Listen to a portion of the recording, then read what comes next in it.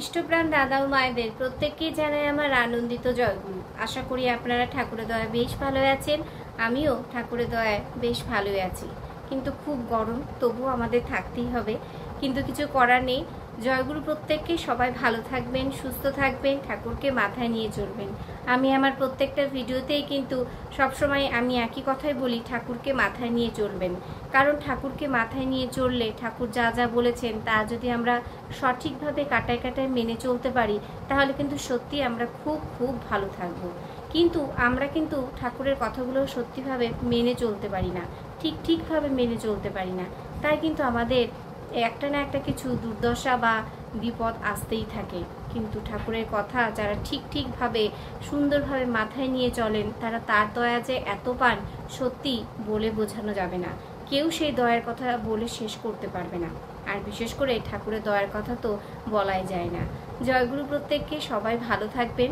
প্রত্যেক দিনই পরম প্রেমময় শ্রী ঠাকুর অনুকূলচন্দ্রের বিভিন্ন গান, তারপরে বাণী পাঠ করি, ব্যাখ্যা করার চেষ্টা করি যতটুকু আমি বুঝি।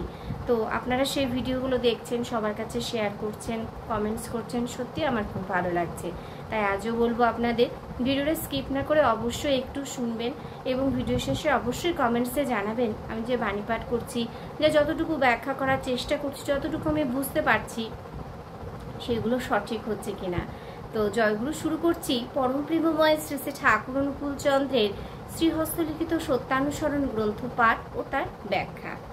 ঠাকুর বলছেন, তুমি অন্যের নিকট যেমন পেতে ইচ্ছা করো, অপরকেও তেমনি দিতে চেষ্টা করো। এমনতর বুঝে চলতে পারলেই যথেষ্ট। আপনি সবাই তোমাকে পছন্দ করবে, ভালোবাসবে।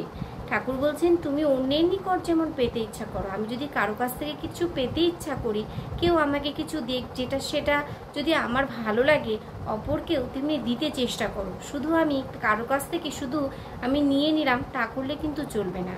কি করতে হবে? সাথে তাকেও দেওয়ার চেষ্টা করতে হবে। চেষ্টা কিন্তু আমাদের করতে হবে। আমরা কোনো কাজ পারি বা না পারি সেই জিনিস না করে, সেই ভাবনাটা না ভেবে আমাদের কিন্তু চেষ্টা সবসময় চালিয়ে যেতে হবে। এমনতর বুঝে চলতে পারলেই যথেষ্ট। ঠাকুর বলছেন, এমনতর যদি আমাদের মাথায় এই বুদ্ধিটা আসে বা যদি আমরা বুঝে চলতে পারি, তাহলেই যথেষ্ট।